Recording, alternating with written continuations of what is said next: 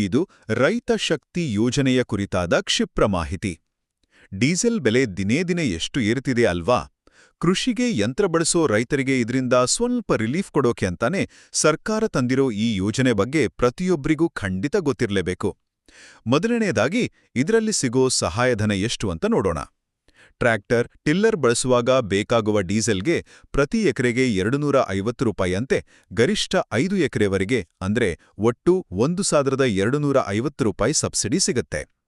ನೋಡಿ, ಇದು ಮೇಲ್ನೋಟಕ್ಕೆ ಸಣ್ಣ ಮೊತ್ತ ಅಂತ ಅನಿಸ್ಬೋದು. ಆದ್ರೆ ಉಳುಮೆ ಅಥವಾ ಬಿತ್ತನೆ ಟೈಮಲ್ಲಿ ಡೀಸೆಲ್ ಹಾಕಿಸುವಾಗ ಒಬ್ಬ ಸಾಮಾನ್ಯ ರೈತನಿಗೆ ಇದು ಎಷ್ಟೊಂದು ದೊಡ್ಡ ರಿಲೀಫ್ ಕೊಡುತ್ತೆ ಅಲ್ವಾ? ಎರಡನೆಯದಾಗಿ, ಈ ಹಣ ರೈತನಿಗೆ ಹೇಗೆ ತಲುಪುತ್ತೆ? ನೇರವಾಗಿ ಅವರ ಬ್ಯಾಂಕ್ ಖಾತೆಗೆ. ಹೌದು, ಡಿಬಿಟಿ ಮೂಲಕ ಯಾವುದೇ ಮಧ್ಯವರ್ತಿಗಳಿಲ್ಲದೆ ಹಣ ನೇರವಾಗಿ ಜಮೆಯಾಗತ್ತೆ. ದಶಕಗಳಿಂದ ಅನುದಾನ ನುಂಗುತ್ತಿದ್ದ ಬ್ರೋಕರ್ಗಳ ಹಾವಳಿಗೆ ಇದು ಸಂಪೂರ್ಣವಾಗಿ ಬ್ರೇಕ್ ಹಾಕುತ್ತೆ ಅಲ್ವಾ? ಖಂಡಿತ ಹೌದು. ಕೊನೆಯದಾಗಿ, ಈ ಸೌಲಭ್ಯ ಪಡೆಯೋದು ಹೇಗೆ? ನೀವು ಸರ್ಕಾರದ ಫ್ರೂಟ್ಸ್ ಪೋರ್ಟಲ್ನಲ್ಲಿ ಆಲ್ರೆಡಿ ರಿಜಿಸ್ಟರ್ ಆಗಿದ್ರೆ ಮತ್ತೆ ಬೇರೆ ಅರ್ಜಿ ಹಾಕೋ ಅಗತ್ಯನೇ ಇಲ್ಲ. ಕೃಷಿ ಇಲಾಖೆಯೇ ಪರಿಶೀಲಿಸಿ ಹಣ ಬಿಡುಗಡೆ ಮಾಡುತ್ತೆ. ಇದರಿಂದ ರೈತರು ಆಫೀಸ್ ಅಲಿಯೋದು ಖಂಡಿತ ತಪ್ಪುತ್ತೆ.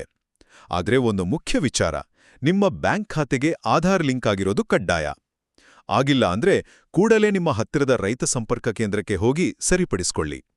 ಒಟ್ಟಾರೆಯಾಗಿ ಹೇಳೋದಾದ್ರೆ, ಆಧಾರ್ ಜೋಡಿತ ಖಾತೆಗಳಿಗೆ ನೇರವಾಗಿ ಡೀಸೆಲ್ ಸಹಾಯಧನ ತಲುಪಿಸುವ ಮೂಲಕ ಕೃಷಿ ಯಾಂತ್ರೀಕರಣಕ್ಕೆ ಇದು ಸಣ್ಣದಾದ್ರೂ ಅತ್ಯಂತ ಪ್ರಬಲವಾದ ಬೆಂಬಲ ನೀಡ್ತಿದೆ.